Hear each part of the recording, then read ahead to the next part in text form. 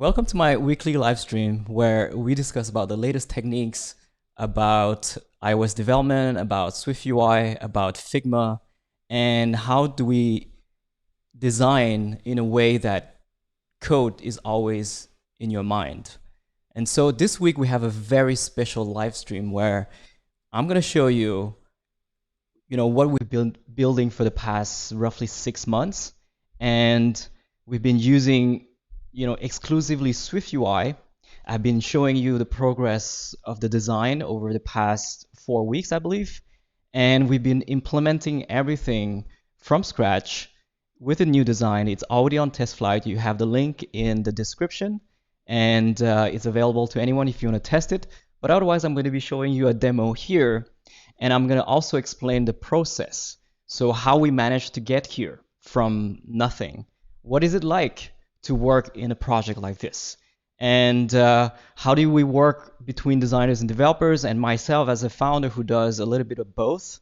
And how do I manage also the team, right? Like someone has to follow up with all of these issues and QA and organization, and how do we distribute the task? And what are the tools that we're using? What is the workflow? How do we get from a design to implementation, from a design system, from a team library, and get our developers to be on board, and then take those things, set the sizing and the images and all that stuff, and put that into Xcode? And also, how do we get designers to work with Xcode? So we're going to cover all of that stuff in today's live stream. So I hope you're really excited. By the way, if you enjoy these live streams, it will mean a lot to me if you can give a like, and if you can also subscribe, because we do these every week at 3 p.m. And so, yeah, I try to share everything that I do on a daily basis, in terms of work. And I hope this inspires a lot of people of any experience to take these challenges, to want to be an iOS developer, to want to be an iOS designer, web developer, web designer. And yeah, I think that this is a really exciting industry that we're in. And especially I've been hearing lately that it's kind of booming because of the sort of stay-at-home age where everyone can work from anywhere. So this is something that you can learn to do, to craft, to do, to create, to build, to design from anywhere in the world. And I think this is really exciting. So I try to bring that knowledge from my experience as someone who's been doing this for about 20 years. So let's get started. First of all, this is the iOS app that we're building right now. And the first goal is that first we're using SwiftUI 2, which means that we want to make sure that this works for both iPad, for iPhone, and eventually if we want to do that for macOS, for Apple TV, because SwiftUI 2 is cross-platform on Apple's platforms, not in the sense that it's going to be available on Android as well. So this is what's happening, and I think it's really exciting because if you look at Flutter right now, they're also going in the cross-platform direction where, they're trying to support web, they're supporting Mac apps as well, and I believe Windows apps. So there's a lot of things going on where you want to build once and you want to make it work anywhere, but you don't want to necessarily be lazy too. You want to respect the design language.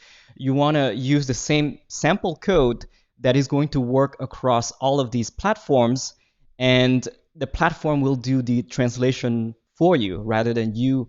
So let's say in the case of React Native, you have to sort of like redesign almost everything for each platform, and it's not always easy. But I think in the case of SwiftUI and hopefully Flutter is that you code once, and using the same code, it can be used anywhere else rather than using the same code base, if you understand what I mean.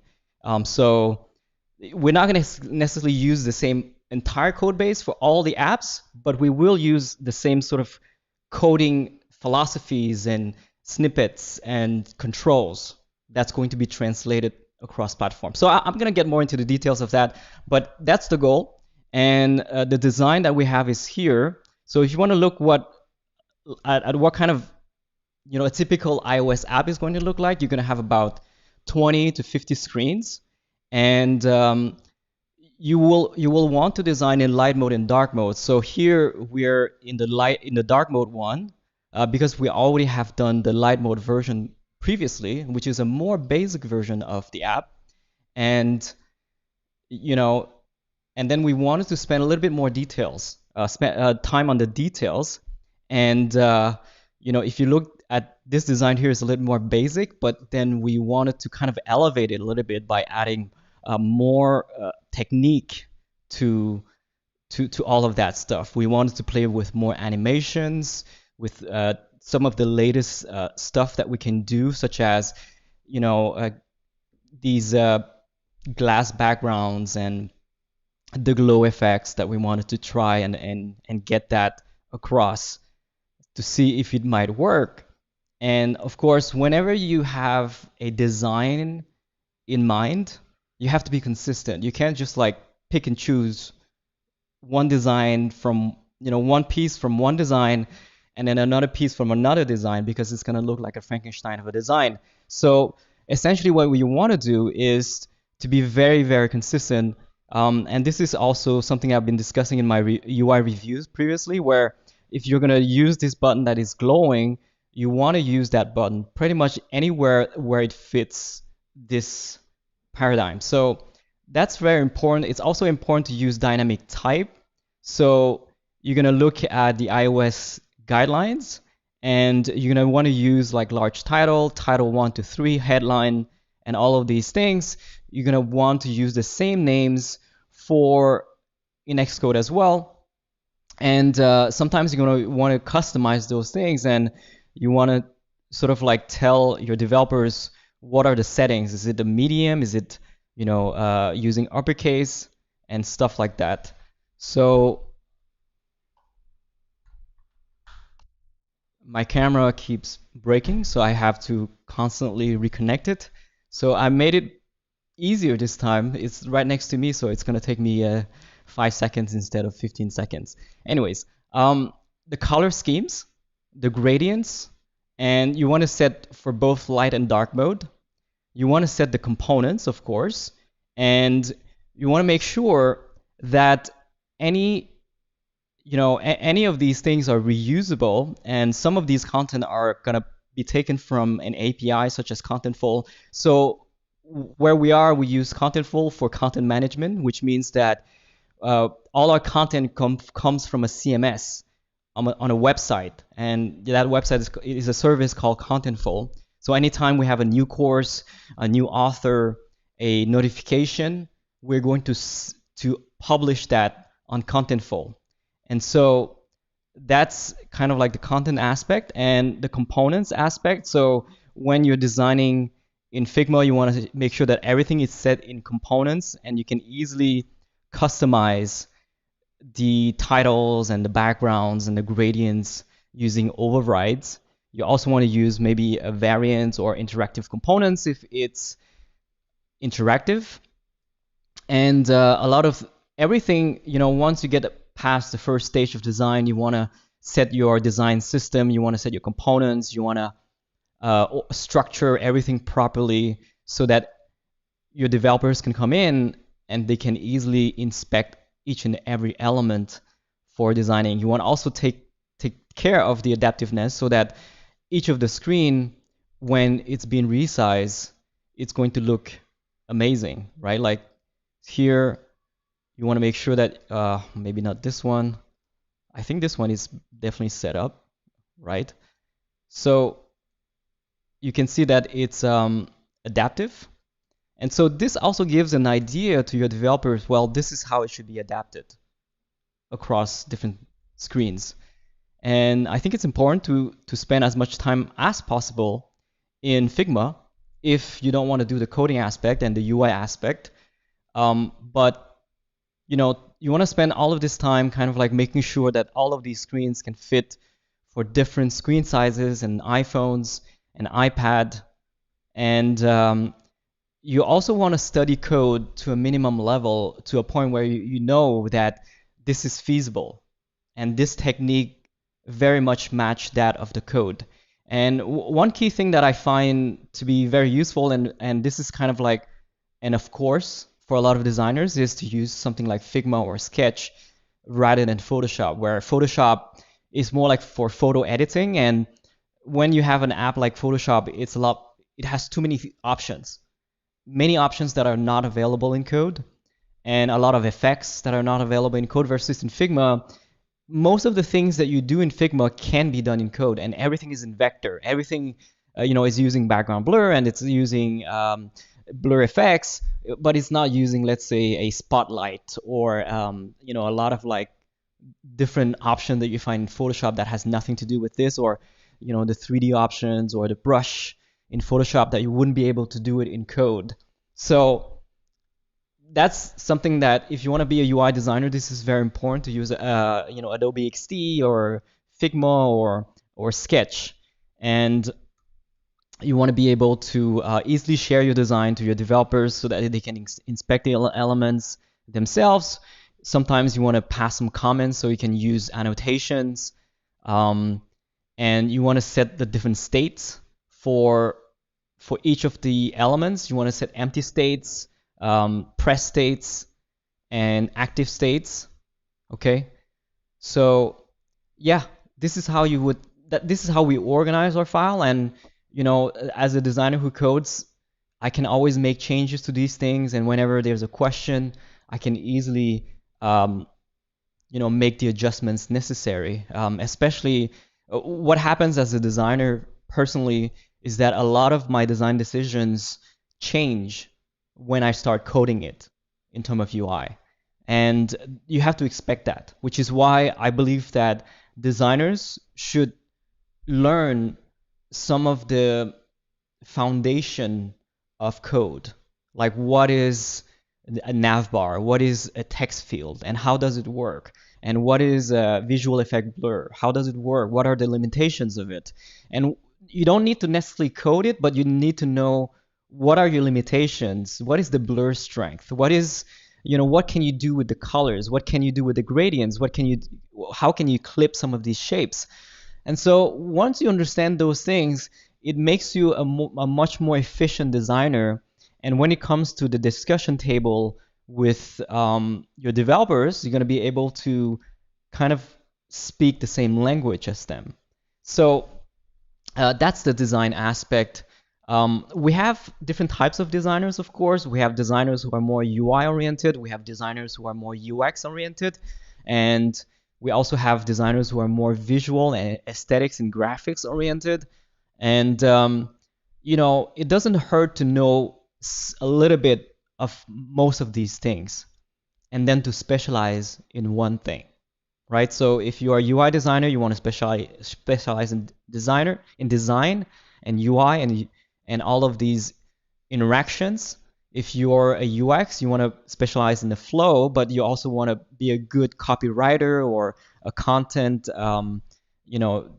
to manage the content, to also understand the flow, prototype, and so you know which part doesn't work from a end user. Otherwise, a visual designer, you want to focus on the graphics. So you will be the one taking care of the backgrounds, the gradients, the colors, and you want to be creating these shapes from scratch. You want to set the animations. So graphics designers tend to be very good with animations, and that's why we allow them, we want to involve them to animate all of these things. So back to the demo app, the graphic designer would be the one, prototyping these animations here. So very subtle and small animations. Right now it's super basic, but you can see that some of these things can be animated, such as the text here, these shapes, and you can also use a morphing of the shape. You can use a wave animation. You can animate the stars within fade in, fade out. You want to, use gestures eventually when you're gonna get there. And the same with some of these UI here. So you will be taking care of like the visual aspect, the aesthetics, and eventually you want to learn UI as well. Now, there's also another new kind of field. Well, not necessarily new, but we have a number of people who are specialized in the UI aspect. So UI aspect is what is more interactive, what has to do with the content, the text, the containers, the architecture, the leveling of the content using overlay or background. You want to take care of the adaptiveness, so that if you have a screen like this, it's going to adapt to landscape mode as well, right? And these are the tasks of a UI developer or a UI designer. A UI designer would be more focused on the Figma aspect. A UI developer would be more focused on the Xcode aspect. So, we have a little bit of both, and we want to make sure that everyone is kind of on the same table, can work together to create the best results possible. So this is the onboarding screen, and we've been spending. Now let's go and take a look at the full app. So this is the full app implemented using the new design, and we're using this simple animation. Okay, that's very simple, and we're using a basic structure because when it comes to the more custom animations such as Geometry Reader, it takes a lot more knowledge and experience, and our team is fairly young right now. We have a lot of people who have just started iOS development in the team, which means that we can't really afford to go very, very custom like Instagram or Snapchat or some of these big companies. So depending on your resources and your level of experience in your team, you want to decide if you want to use a tab bar or if you want to use a custom tab bar. You want to decide if you want to use a custom title or a custom or a built-in large title. In this case, we decided to use a custom title so we can put the date here, but also because when we go to the sub view, it doesn't show. We have like a custom nav bar here, and so the cost was not that great, and we thought it fits better the design because we have a background here, and then we can add this little thing in the background to accommodate the status bar. So these are some of the things that you're gonna want to decide, and you have more control, of course, over the interactions, such as when you scroll down and all of these things blurs, and you have like a lot of controls over the animations, such as these favorite buttons here, and we have a little halo effect for the bell, and we also have like a popover and this little circle that rotates, and having a lot of fun with some of these UIs. And of course, this is not 100% done yet, but we're almost there, right? Like we're kind of like a month away from launch, and right now we're in the beta test stage, and we have, I think, over 1,000 or 2,000 people testing the app.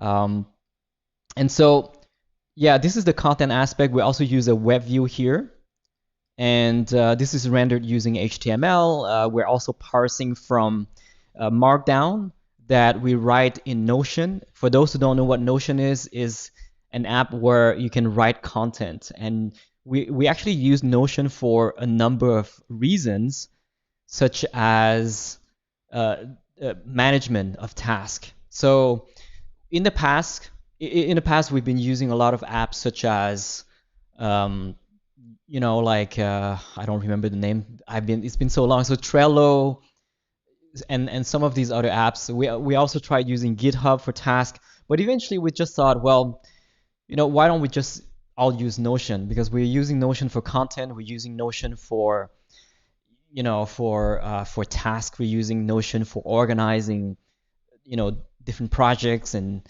even some of our team trips to Japan. So why don't we just use Notion, right?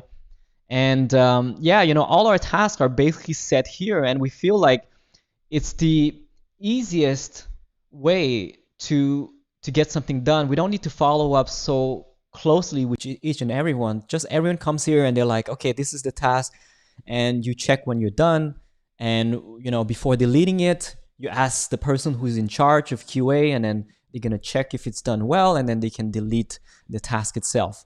I'm gonna get into the guidelines soon, but this is Notion, And so Notion is also what takes care of the content. So we write all of our content into Notion. So for example, we have the SwiftUI handbook where we have like 85 tutorials, and you can see like the authors, and we have the different properties such as the subtitles, the meta tags, the source file, the video file, and each of these content are written in Notion, prepared in Notion, and you can even drag and drop files into Notion, such as the video files, the source file, the subtitle files, the Vimeo link, the URLs, and all of this is written in Markdown, which means that you can export that as Markdown to Contentful, and Contentful is going to take that, turn that into HTML, and for the web, it's going to turn that HTML code and render directly. But for iOS, we're using something called Ink on GitHub. So the camera again. All right. So Ink. Okay. GitHub Ink. So Ink is a library by John Sandell, who created this awesome library that lets you parse HTML, or sorry, Markdown to HTML, which means that can be used inside of WebView in your Xcode project. And that's pretty awesome, which allows us to have consistent content from the website to the iOS app. And of course, we can also do the same for Android. So for example, the content that I have here can also be found exactly the same way in the website. And we don't have to like manually code this or put this into a local database. Everything is coming from a CMS that is just publishing to every single platform at once, and you don't even have to update the app in order to get the new content, which is really awesome. So yeah, like this is fantastic. I think this is the one, so pardon me, it's a little bit slow right now because I'm live streaming at 4K. So you can see the content that you find here is exactly the same content that you find here, and it's all rendered in HTML from Markdown. And we just spent a lot of time into all of these things. The video is hosted on Vimeo, so we link the Vimeo and we use the player, and it's going to do all of that stuff. And we have the subtitles is also embedded, and we also have a background play, and that works for the iPad, picture-in-picture. And so we're spending a lot of time to make sure that content is extremely consistent, but also the design is extremely consistent. As you can see, the design here is not very different from the design here, except that the design is adapted to the language of the web, where the menu and the navigation works like this, versus on iOS, it's more like a tab bar, it's more like a nav bar. And we try to be consistent also with the design language, which is a glass morphism that we use quite a bit in the design. And so, we have a course on this one. You can check all the source file, the design files, and yeah, all of this is really fun. So everything is adapted for the iPad as well, and you can see that instead of having a stack of content that is vertical, we're using lazy grid to stack, from 3 columns instead of a single column, and that is better for bigger screens and for more content instead of scrolling a lot for 85 sections. So a lot of these details need to be dealt with when it comes to the full development stage. And you have to take care of adaptiveness, you have to take care of the dynamic content, the APIs, the backend. So for login, we're using Firebase here. Yeah, it's a little bit slow right now. Okay, there you go. And yeah, it's all dynamic. And we try to pay special attention to the UI, by the way. And this is not easy, right? Like, I've worked with a lot of developers and designers. It's not easy. Unless you're a designer, you have to expect that your developers will make a lot of mistakes to your designs and your UI. So you have to tell them, okay, well, this gradient is not done properly, this color is not done properly, this is using a blending mode, but it's not appearing correctly, or the opacity of the outline is not correct. So I had to tell that a lot to my developers, and they're happy to fix those things.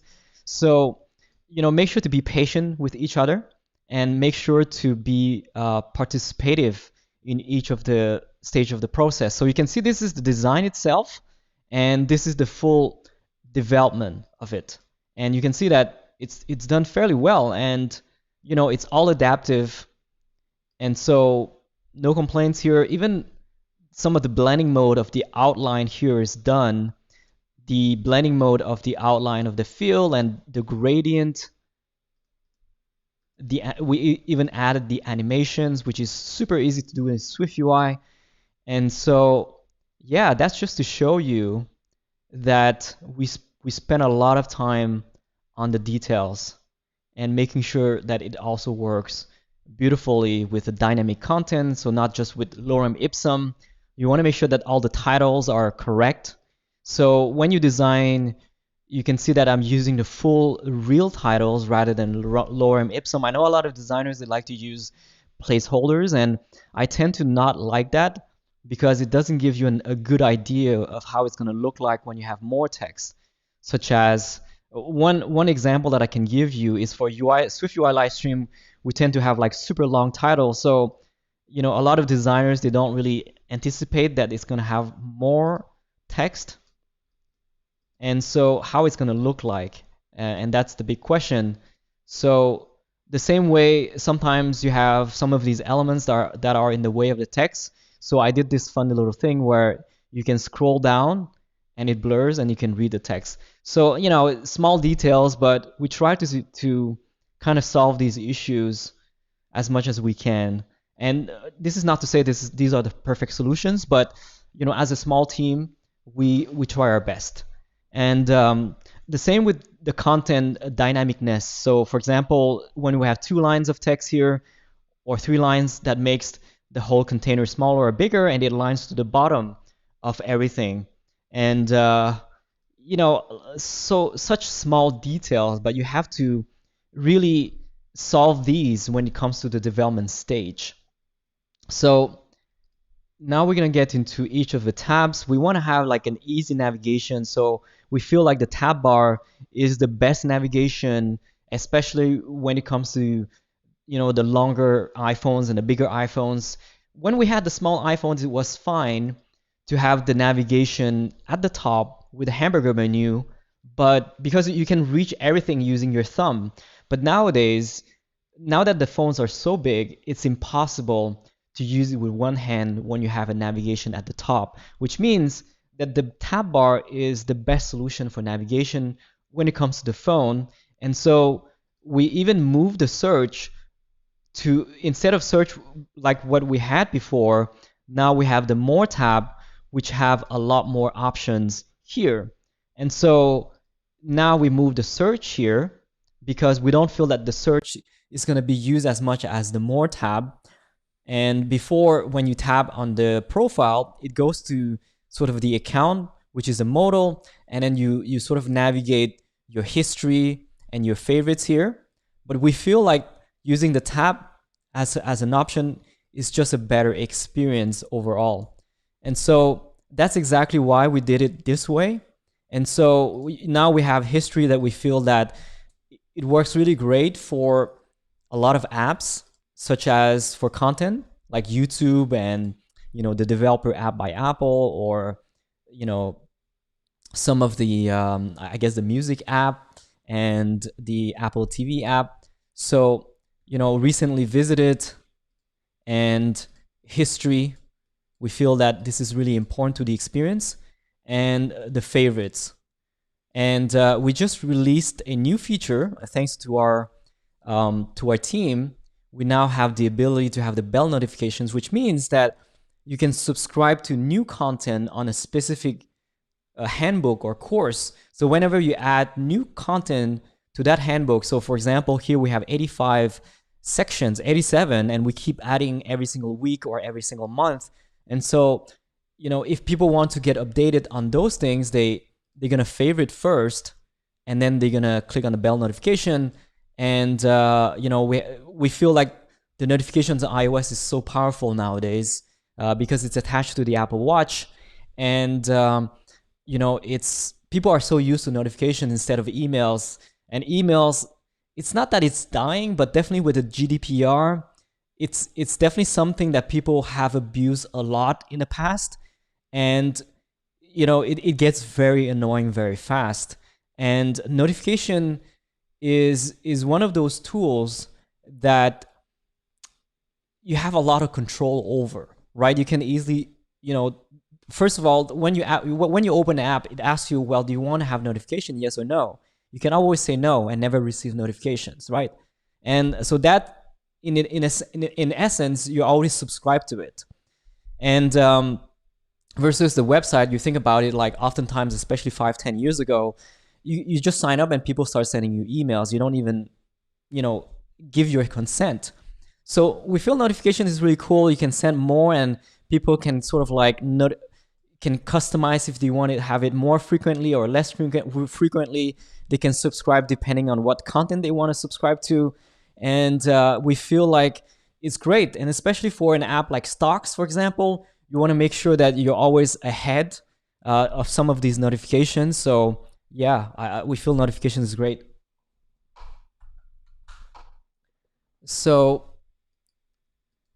yeah, we're really excited to launch the new notifications feature in a new build that we just sent in TestFlight.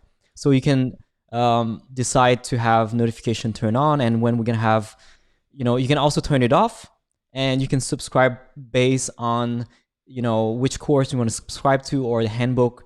So if you're really interested in this SwiftUI handbook, for every new content, you're gonna be able to receive a notification and turn that off anytime. So yeah, you know, a lot of fun doing this, and a lot of work. And so the searching, which was a ton of work as well. And small things like to be able to navigate, and how do you deal with navigation when you're in the subview? Those are small things that seems so small, but in reality, it takes a lot of time to kind of figure it out. And a lot of like these adaptive layouts, such as when you have multiple lines of text, or if you have 2 lines or 3 lines, and you know, when you have a progress, you know, and then we also have the tests, which is really exciting. So, you know, you can easily take these tests to get a certificate. So you want to take a test about Flutter, for example, and, you know, I'm just going to click on one. It's obviously not this one. It tells you why it's the wrong answer, right? And then you go to the next question. We have all of these beautiful animations here. And then, you know, you get like your result for the test. It's a lot of fun, and we spend a lot of time creating these experiences. And at the end of it, if you succeed, you're going to be able to get a certificate. So when you get to your profile, this is your profile, and this is your certificate, and you can edit your content. And we have some animations here by our graphics team, our design team. And so, you know, I did some of the UI animation that you can see here. It's not, you know, I want to be able to kind of like swipe back and forth between certificates. So that's another challenge that I'm going to have to deal with. But yeah, it's so much fun. And we spend a lot of time. I hope you're enjoying using the new app, and we hope to launch that very soon. So let's get into the Xcode aspect, right? Because when it comes to development, you want to make sure that everything is set up properly and that you have some guidelines. So let's take a look at some of the guidelines that we have for our team. So I'm going to go to here, and we have the iOS app. And I'm gonna have some of the guidelines. So it's really funny because we're working with developers, and what I notice is that developers who use SwiftUI, they tend to not use the preview. And so when you have UI designers and UI developers who come in and they want to be able to fix the UI, they have to run and build the app every single time. Now that makes sense for an engineer who doesn't have to deal with the UI, but it doesn't make sense for a UI designer, right? And so we set a rule for our developers, say, make sure to always set up the preview, okay? Because if you don't do that, it's going to be very hard for us to fix the UI problems. And so, yeah, make sure to do that. Another thing that we set as a rule is to have a maximum lines of code per document. I know I've worked with a lot of developers. They tend to create like these 1,000 lines of code document, and it's just impossible to find yourselves. And so we try to set a philosophy, a principle in which you want to organize your design file the same way that you will organize the code file. So each component should have their own view, and it should have a maximum like of 100 lines of code or 200 lines of code. And likewise, we want to make sure that we don't put all the functions there, right? We want to use app storage, and we want to use environment object. We want to use combine and put the functions in those places rather than view. So the view should be responsible for the UI mostly. I'm not saying that you should only have the UI in your views, but the views should be mostly composed of the UI. And then the functions, you would move that more in the environment object and some of these publishers. And so this is where you're going to put the data, you're going to put the functions, and and you're kind of separating two things that is much more manageable in the end. So you want to make sure to learn well the difference between store, state, binding, environment object, and all of these things. And some people are used to sort of like if parentheses and stuff like that. Well, in SwiftUI you don't need to use that. Yeah, you want to also have some sort of an order when you're using environment and store and state and variables. You also want to avoid the pyramid of doom as much as you can. So here we want to make sure that all of these things look organized, right? Like state object are together, the variables are together. And so this is the DesignCode, the first file, which is app. And this is where we're going to put the Firebase configuration. We're going to put the state object and some of the store, so that we can sort of put all the data so that it's all synchronized across every single view as children. And so that's what you want to do. You want to organize things really well. And so you can see here, we're setting the notifications, we're setting the content view. So the content view is the first thing that's being loaded, and we also have to make sure to pass the environment object. And by the way, I know a lot of these are jargon for a lot of people who are new to iOS development. So make sure to take the tutorials, get more familiar with SwiftUI. But essentially what this means is that we're synchronizing the states across the entire app. So for example, if you're logged in, you want to make sure that we remember that you're logged in, who you are, and the widget and stuff like that. The modal, we have to organize our modal, the alerts, and all of these things, the favorites, the history, when you visit different views. And so this is where we're organizing all of these things, and this is calling the content view. So at the very basics, that's what we do. And let's take a look at the folder. So as you can see, we try to organize into folders. So at the beginning of your project, you might not need to get into folders yet. I like to keep things simple at the beginning. So I don't want to have, it's like when you design in Figma, you don't want to get started with components right away, right?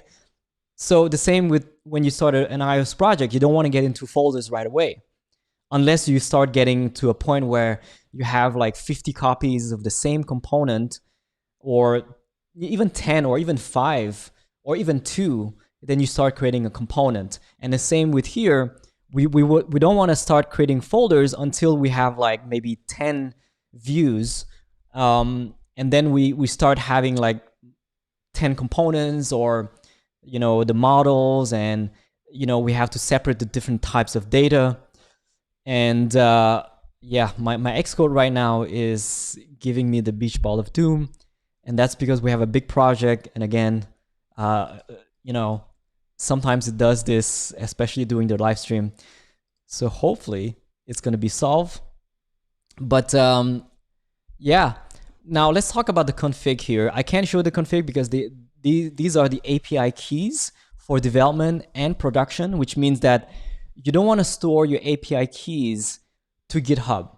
So we publish all of this stuff to GitHub, and GitHub, is going to be read by a lot of people. Sometimes it's also public, which means that your API keys are going to be in the eyes of the public, and you don't want to do that. So that's why we have these development config for production as well, where you're going to store your API keys. So let's take a look at the assets catalog. Typically, you're going to have the app icon, of course, and you have the Mac one, you have the iPad ones, and then you have the accent color.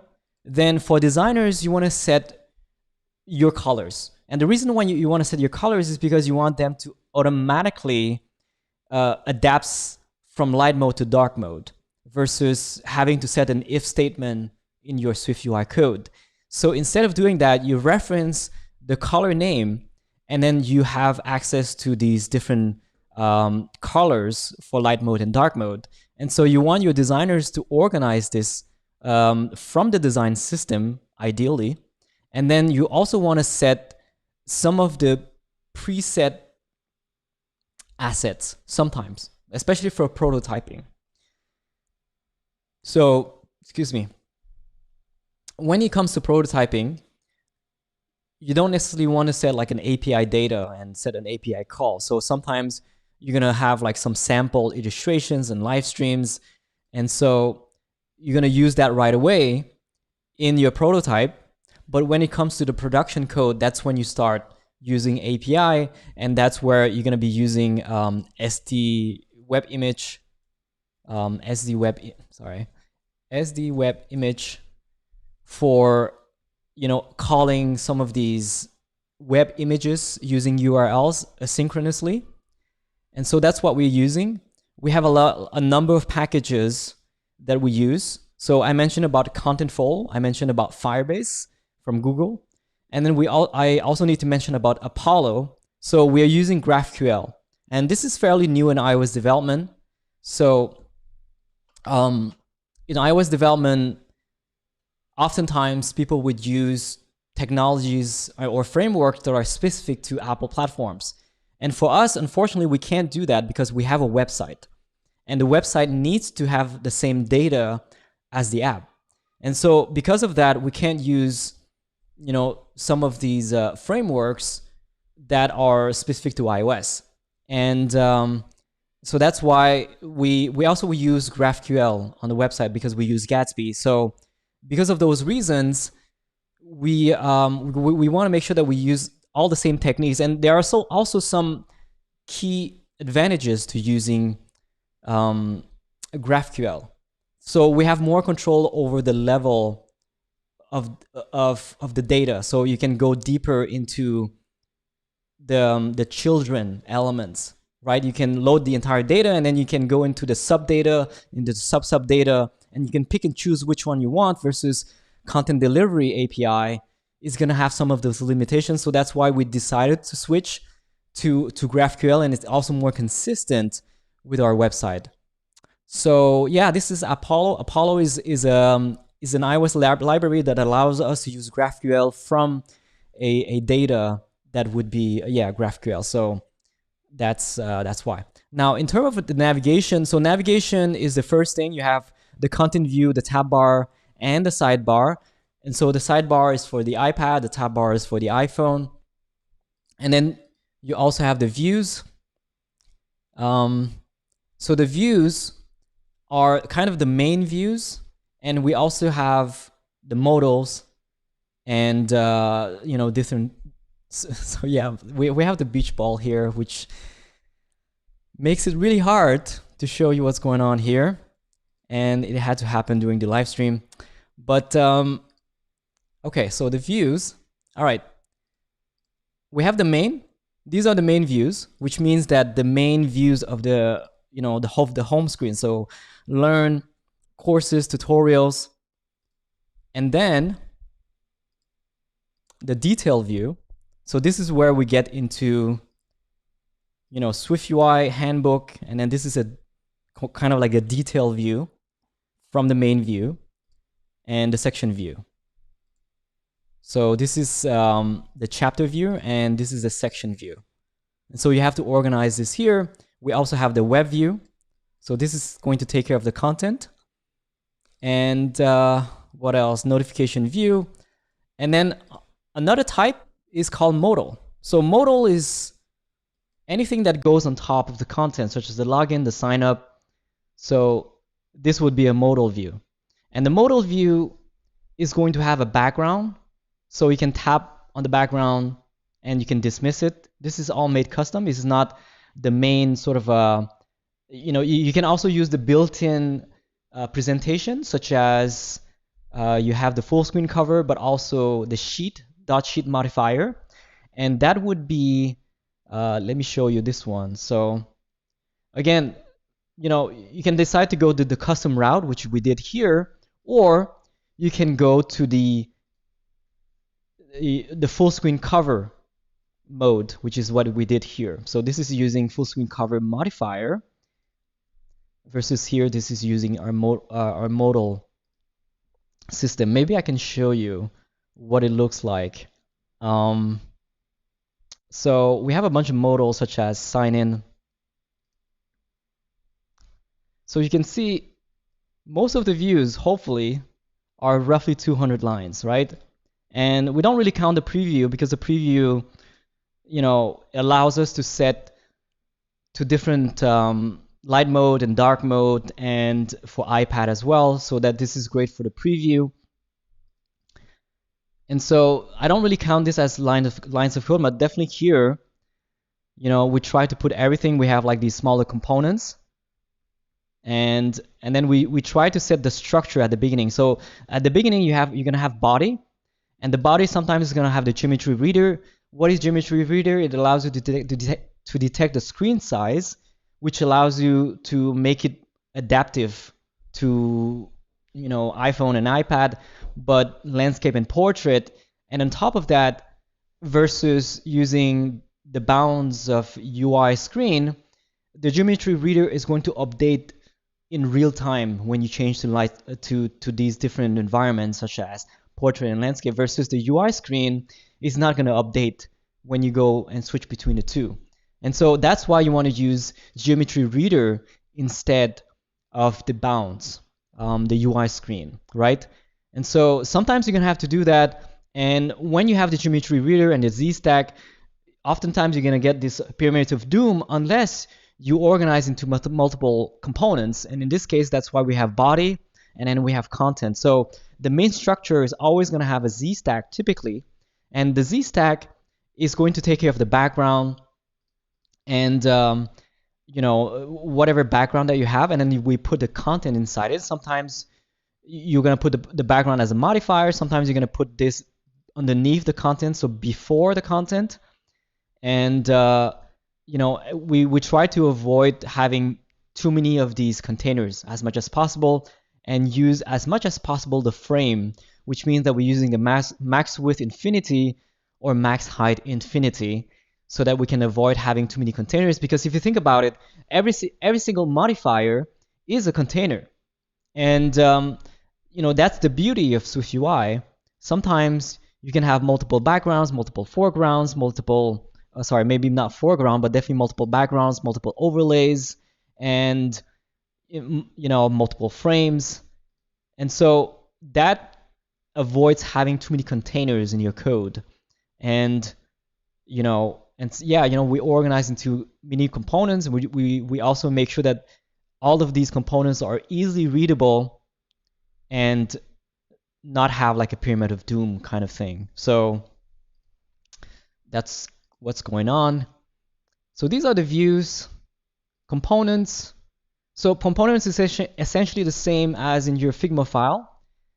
And you know, in terms of components, you're gonna have like buttons, you're gonna have content, illustrations, graphics, and you're gonna have like avatars. Then you're gonna have logos, cards. So back to Xcode is essentially the same thing. You have like items. So items is like the cards, or you have cards, but item is more like anything that is duplicatable. And you know, when you have a for each, then you have multiple items, and you're gonna loop that. Sometimes we have titles, we have buttons, we have styles. So the styles are more like for animations and shapes. And the graphics is what I've been discussing in the past, where our designers who are more into the prototyping and some of these graphics and blobs that need to be turned into code, as I explained previously, you can turn all of these shapes from SVG to Swift using a converter. And using that Swift code, right? So if I look at each of these, they're essentially shapes. So yeah, you can tell that we are French. So mon is like mountain in French. So path, and then you return the path. So this is a shape that is fully drawn in Swift. And so because it's fully drawn in Swift, you can use that inexpensively versus having to export the images from Figma. So some of the options that you're gonna have is to export this to PDF or to SVG with some limitations.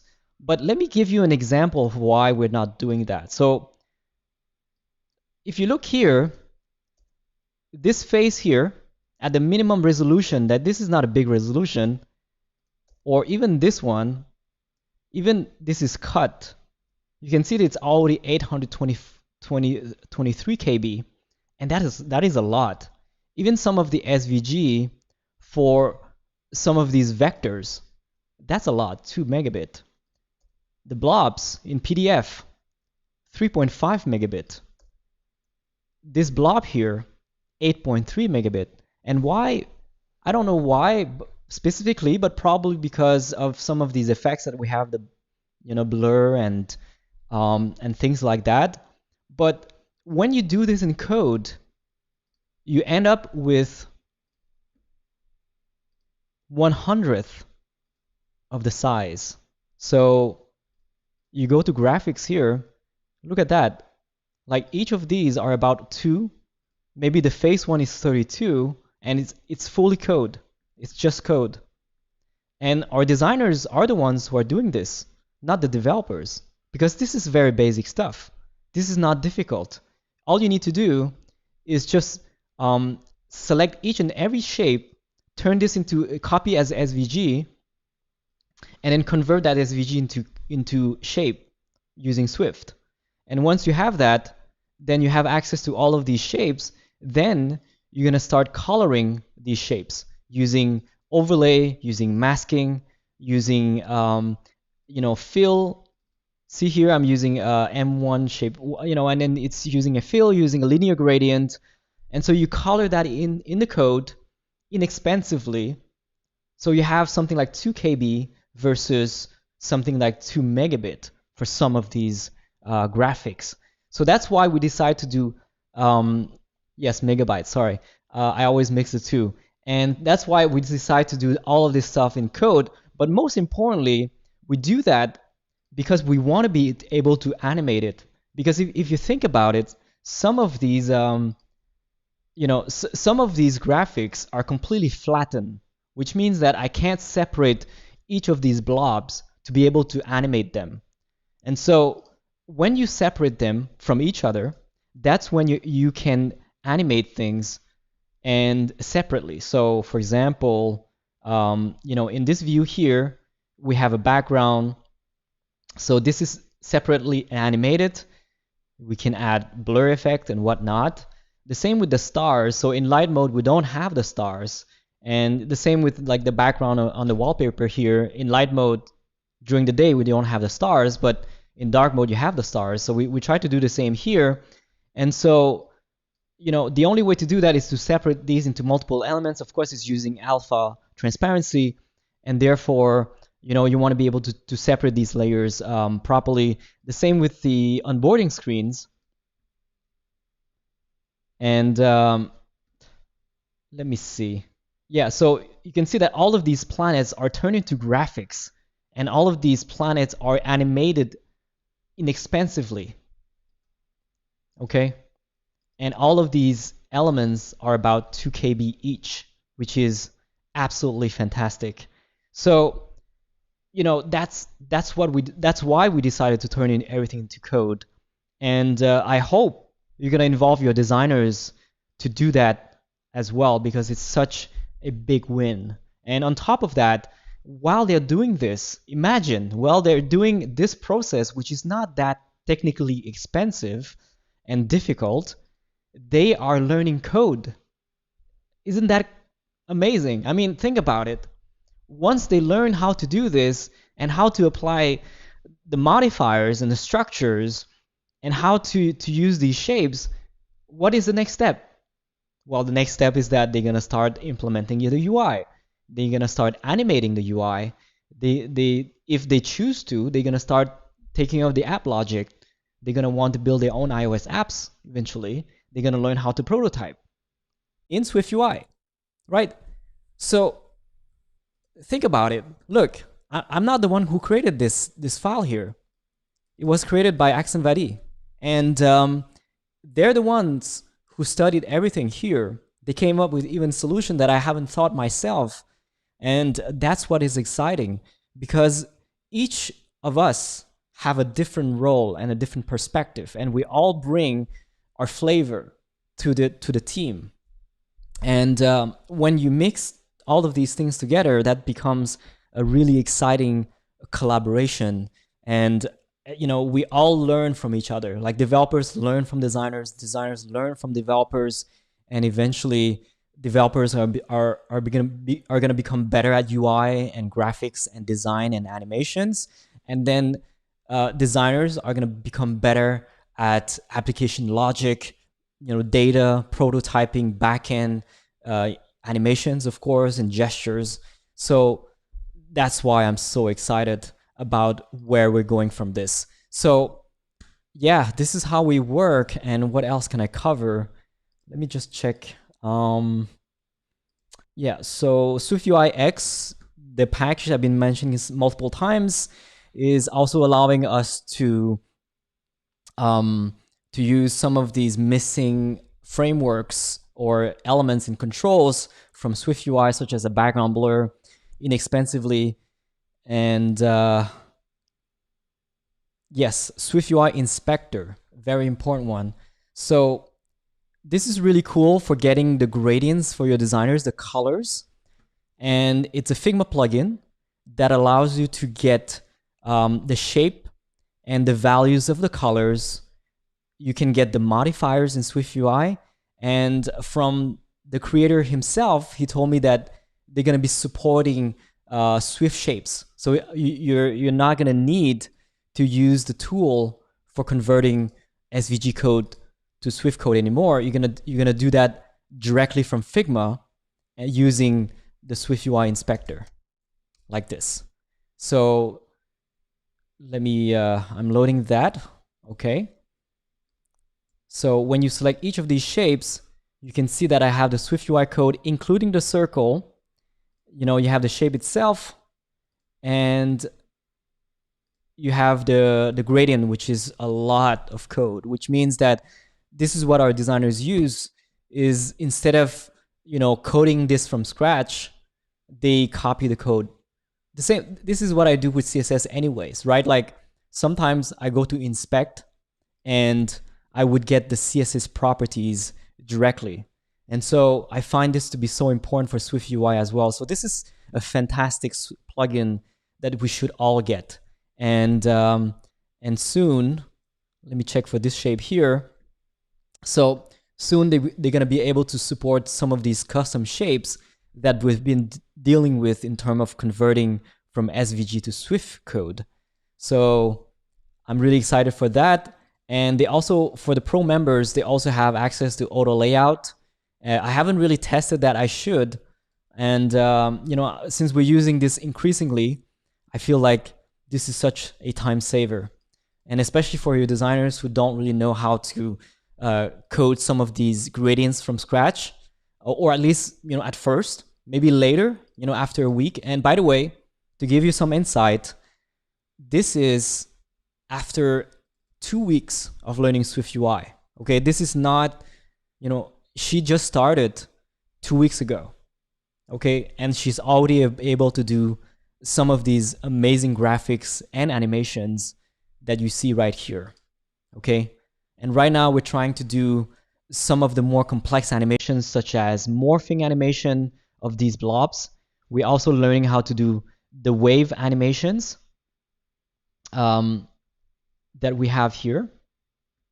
So some of these waves in the background, let me just show you. Right, so we have a wave here. So these waves can be animated as well.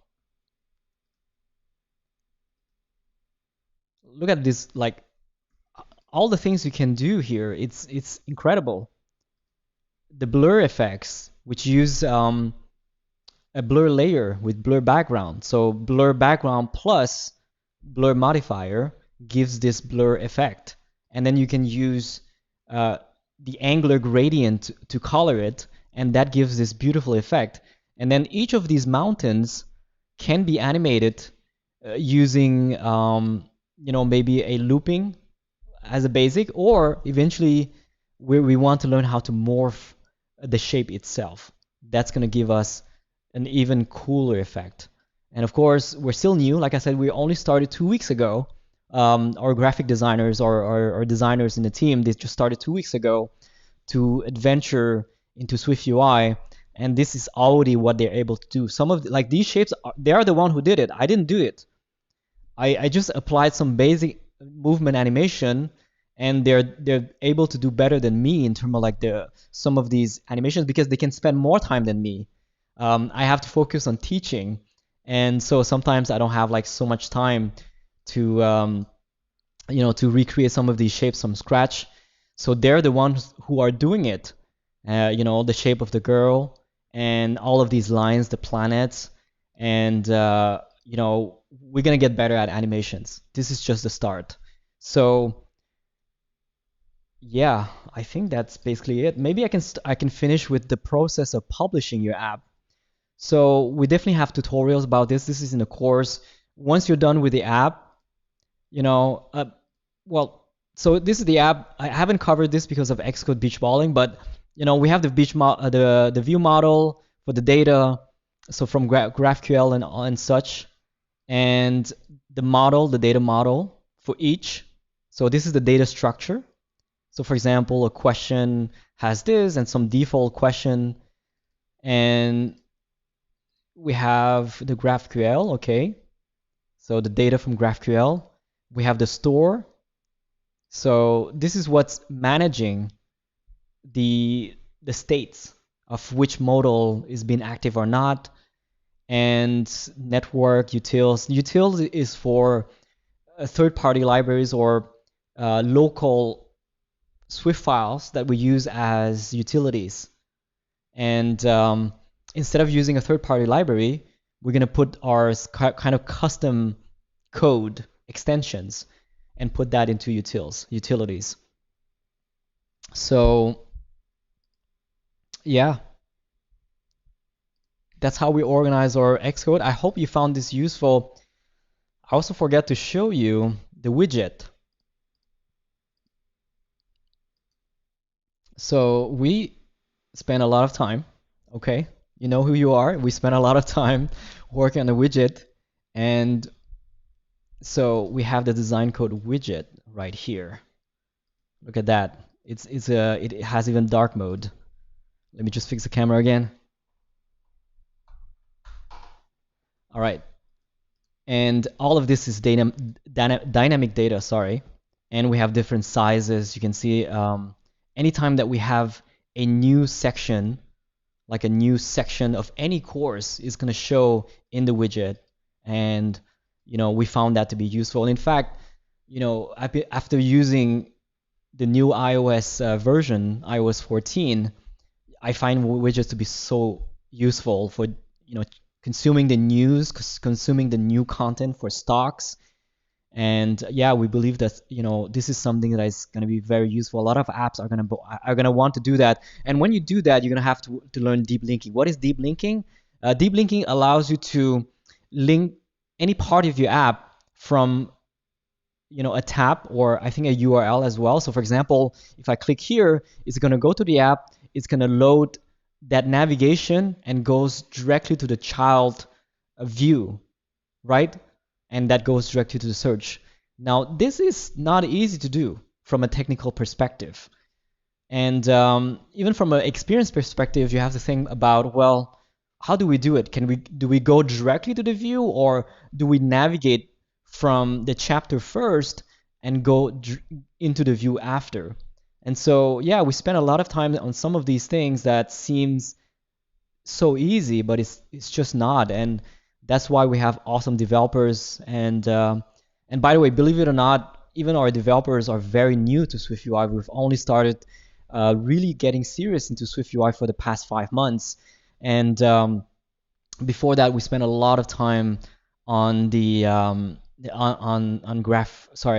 Gatsby, so on the web, the website. We've been developing the website for about 6 months. And so we just recently switched to SwiftUI, and everyone absolutely loves SwiftUI and Swift and iOS development as a result. In fact, it's really hard to go back to the web after you taste the glory of SwiftUI. And you can ask them; they're part of the chat, so they will be happy to tell you how much they love SwiftUI. Anyways, I'm gonna take some questions, and in the meantime, I want to show you also the process of publishing your app, both to TestFlight and to the iOS App Store. So once you have finished creating your app, you're going to want to set this to your device, and then you're going to want to archive it. So you're going to go to Product, and then you're going to archive, and it's going to create a distributable version of the app, package of the app. You're going to submit that to iTunes Connect, and it's going to ask you a bunch of questions. You go through the process. It's going to check your package if it's valid, and then once you're done, it's going to send to iTunes Connect. And from here, you can either, well, obviously you have, I can't show you some of this stuff, but I can definitely show you the experience here. So you have my apps and analytics and stuff like that. And then when you get into your app, you have the App Store one. So the ones that can be submitted to the App Store, where you're going to publish your screenshots, your description, and all that stuff, the pricing. And also, before even that, you're going to get into TestFlight. So you're going to go to TestFlight. And again, once you publish your archive and submit your archive to iTunes Connect from Xcode, you're going to be able to see these builds popping up here. And from here, you can set internal group or external groups. And so, you can set a public URL for that group. So for example, here, I have this here. So Apple does it all for you, and they create this page for you to be able to distribute your iOS app. So once you're done, okay, archive, send to iTunes Connect, and then, set up your testers, set up your TestFlight page, and anyone's going to be able to come here.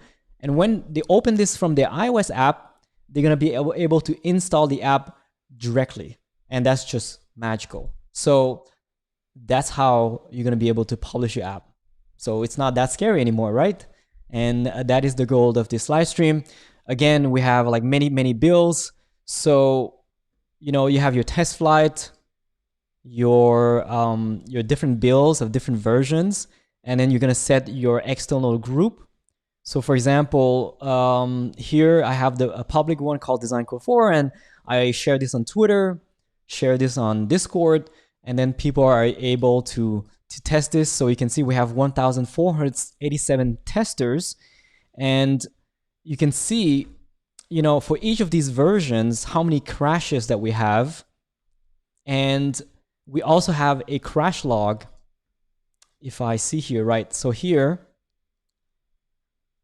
you can't say we're not transparent. We're just showing you guys everything today, and we have the crash log of everything. And these on top of that, these are the comments of the people who are testing. So whenever there's a crash, they can give a comment as to when it's crashed, and they even send us screenshots in terms of what are the problems for some of these UIs. And so, yeah, that's that's the beauty of TestFlight right now. And there's also a really cool app called Airport, where you're going to be able to distribute your iOS app, and it's airport.community, right? Yes. So you're going to be able to kind of like list your app so that more people are exposed to the app that you're building right now, which is really cool. And it's made by Jordan, who's an awesome creator in the community. So you can definitely check this out when you're done with your iOS app. Anyone can build an iOS app, by the way. So don't be afraid, okay? It doesn't matter how much experience you have. You can have 2 weeks of experience. You can have 1 month. You can have two years. You don't have to have like a full-fledged iOS app like ours or even Apple's apps. You can have like a super simple iOS app where you're just like, one person in the people who have taken our course is simply making an iOS app that measures how much coffee to put to do your coffee, basically. So let me just get the stories. I think it's right here. Okay. So I'll just make sure. Yeah, these are all everyone who have been using our courses to build their app. It can be super simple, like my first iOS app here, which is a meditation app, and there's definitely another one for a coffee making. I'm just trying to find it. This is randomized, so that's why it's not showing. We don't have a place where we're seeing a history of all the apps, but hopefully we're gonna get this time. Oh, all right, maybe not. Anyways, like your app doesn't have to be like super complex, and the beauty of SwiftUI is that you can build for iOS on the iPhone and also for the watch, so you can have different experiences using the same code. Not the same code base. The difference between the code base and a snippet of code is that, let me give you the difference from a technical perspective. I know it might be a bit confusing. A code base is like the entire project. So let's say the entire project here called iOS or my app is for every single platform. And so for every single view, you're going to do an if statement that says, if Android, if iPad, if whatever, and specific to each view. Now, when we're talking about code that works across platform, that's different, because what it means is that your tab view here or navigation view is written exactly the same way, regardless if it's for the app, maybe not Apple Watch, but for iPad or Mac OS, right? Or the tab bar or the sidebar.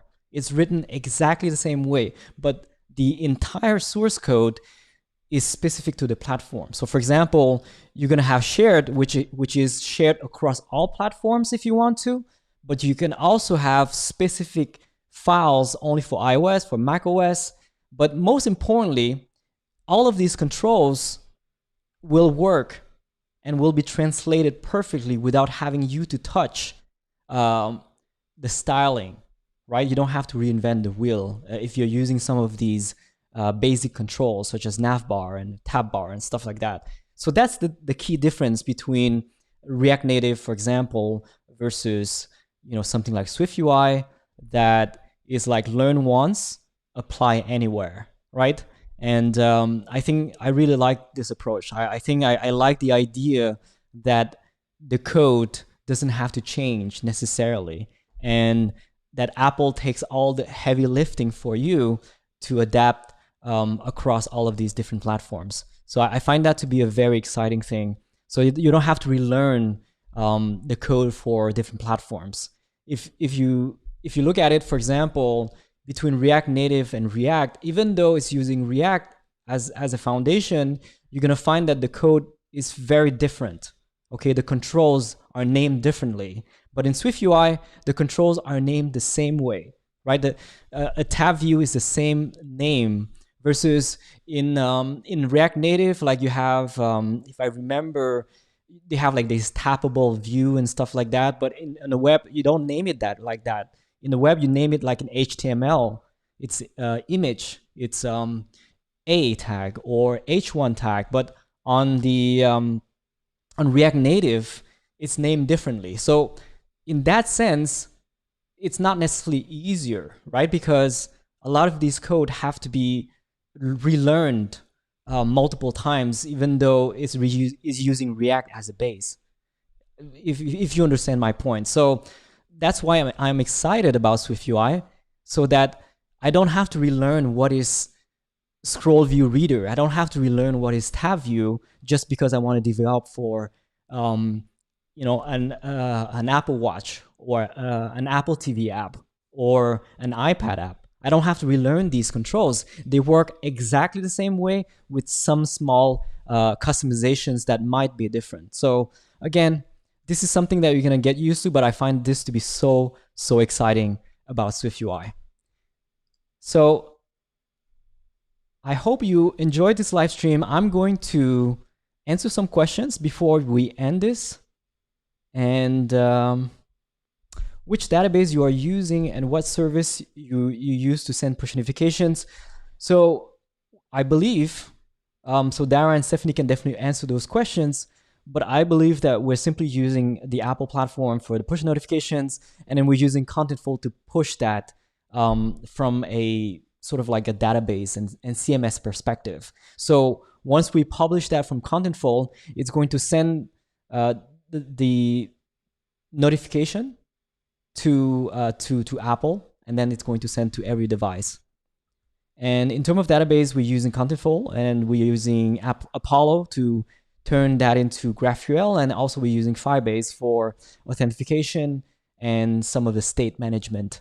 And so, for example, when you add a favorite, Contentful is for content. So, for example, an article, a section, a course is part of a content, but Firebase is going to take care of the states, such as when you add a favorite, you're not going to store that as a part of content, because a content is supposed to be a title, a description, but a favorite is more like saying, okay, section number 187 has been added to user 1500, right? So that's more like a state thing.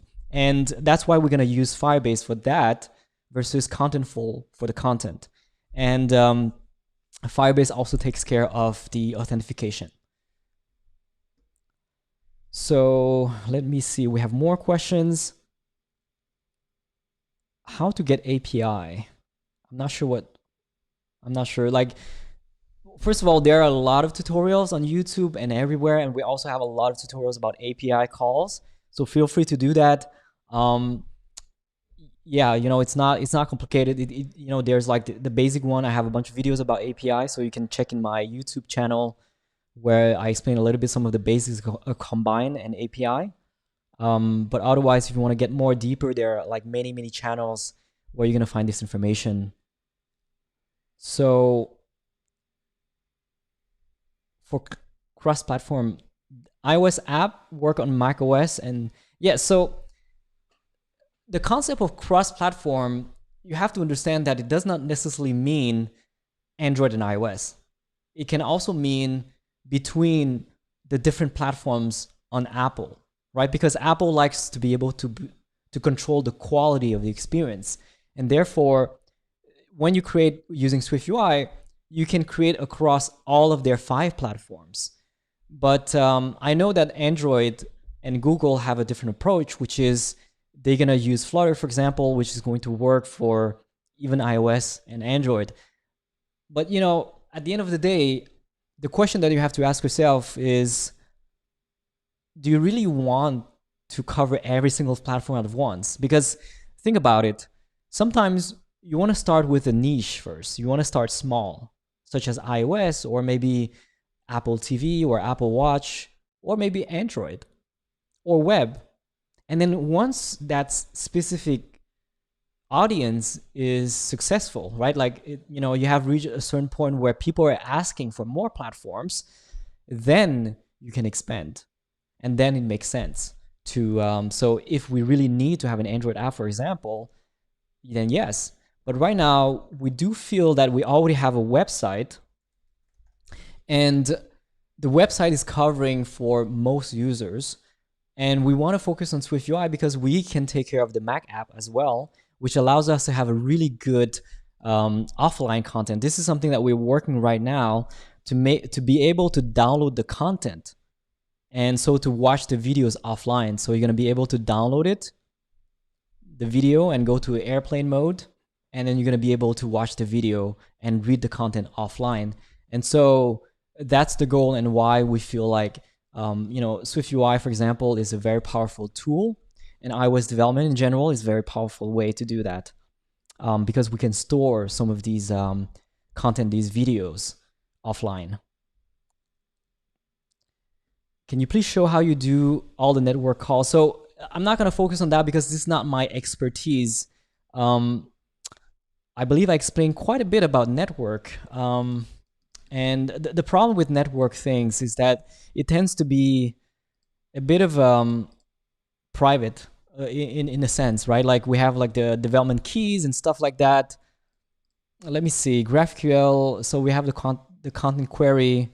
I think this should be fine. I don't think this is private. So this is the structure of GraphQL, and this is your GraphQL query. So this is what we like about GraphQL, is that you can sort of like query the title and then the child of the chapter collection, and then you can pinpoint which part of each of these items that you want. You don't, when you query a certain piece of data, you don't necessarily want the whole collection, right? And that's what happens often with content delivery API, is that when you do an API call, you just get the entire data at once. And what we notice is that we ran into a problem when it's loading too much data, like 8 megabit of data at once, 8 megabytes, sorry. And so we found that we had to find a solution in terms of how we load the data in a way that it's not going to load 8 megabytes of data, but rather like 200 KB. So that was the goal. And yeah, we spent a lot of time on the data aspect. The store API data, let me see if I can show you some stuff. I think it's in network. And oops, I hope I didn't show some API keys there. But yeah, you know, you can see some stuff. We're using URL sessions, and yeah, this is stuff that you can definitely learn pretty much in a lot of places.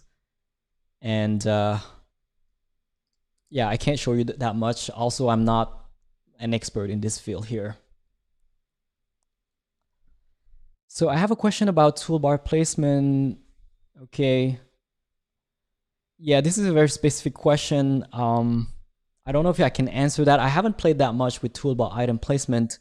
We're still not yet in the phase where we're kind of making everything work across different devices.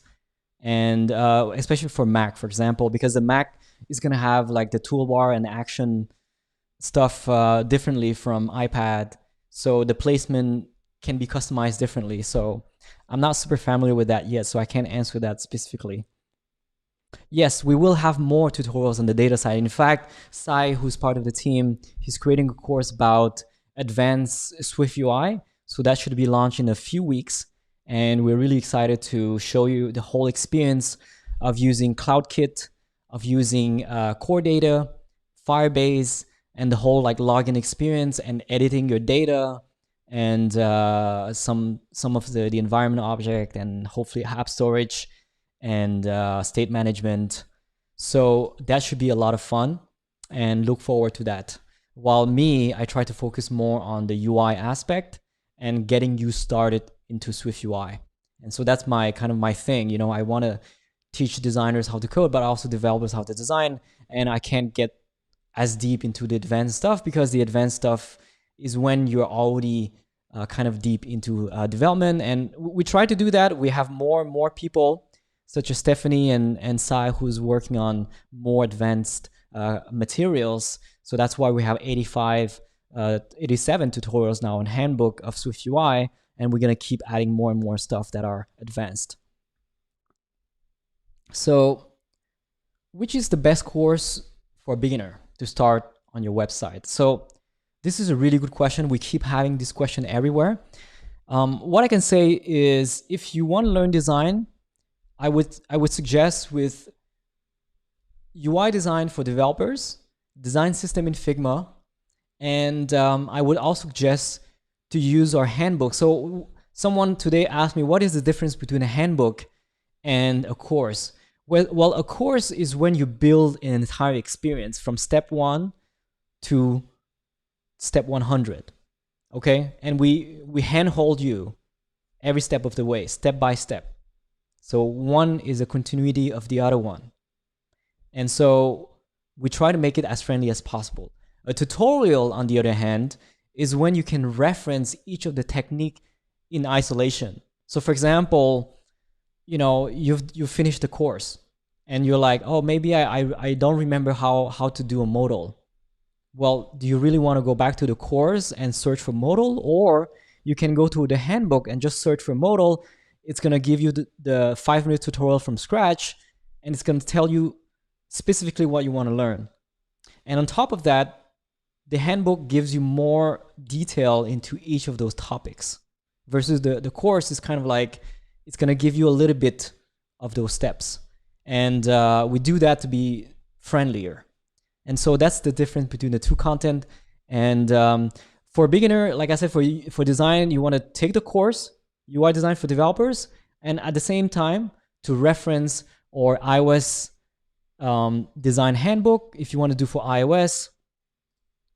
So the handbook are there for kind of like give you reference, like a documentation and more depth. So we have iOS design. We also have UX design, UI design, and Figma. So Figma is specific to Figma. So these are really popular, especially Figma is very popular because a lot of people use Figma nowadays. And you know, it's also great to be able to learn design when you know for what tool that you're using, right? So a lot of people, they will learn design, but they don't really know what tool to use. And so it gets very confusing at first. But when you get directly into the tool, that's when you can sort of imitate much easier those first steps that get you into realm of designing. And so that's for design, and the same for SwiftUI. So SwiftUI, I would start with a course called SwiftUI for iOS 13, and then work your way into part 2, part 3, and then for iOS 14. And at the same time, you should build your own app. And while you're building your app, you go to the handbook and you reference the SwiftUI handbook for each of those topics. So the course itself is not going to cover every single topic. And so whatever else is missing, or if you want to go deeper into each of those topics, you go to the handbook, and let's say you want to build your own app for that. And so that's what the handbook is for. So that's for SwiftUI, and we also have React. I would start with React hooks and then work your way into, you know, the React handbook as well. And if you want to get into React Native, we have courses for that. Yeah, Flutter for designers is great for, you know, if you want to do a cross-platform Android and iOS at the same time. And recently they started supporting Mac OS and Windows, and you can also support the web. So that is exciting. Size is part of the, he can answer question about Flutter as well. So are you passing those store objects as environment objects? This is a more, I'm not like super familiar with store object and environment objects. I think Dara or Stephanie can answer that question. If I'm not a designer, where can I get nice mobile app design templates? That's a good question. What I would do personally, I would start with the basics, okay? And the basics is, iOS UI kit. Don't go with a custom design if you're not a designer, at least at the very first. I think this is going to teach you so much about iOS design in general, what you need to learn and how it works. And you're going to want to download the basic iOS UI kit from Apple. And also in Figma, you have a bunch of them from the community. So, okay, here. And you want to go to community. And, you're going to find a bunch of these UI kits, such as iOS and iPad UI kit. And you want to design your app using this first. It's going to teach you so much about iOS. It's going to also make your app so much more inexpensive to build when you're going to be talking to an iOS developer. Okay, I would start with that. If you want to get more into a custom-made design, that's when you might want to get into Dribble and hire someone, or you can also design some of these templates that are given for free. So food delivery app UI kit, and I believe you can use some of these UIs, and I believe most of them are free. And you can definitely Google a lot of these things as well. Yes, so we have a discount for UI 8. I believe we still have it still active. Yeah, definitely. Okay, so let me see. We have more questions. Yeah, I think that's it. I hope you enjoyed this live stream. Again, if you enjoyed, please give a thumbs up and subscribe. Turn the bell notification on. I'll see you next week. Bye-bye.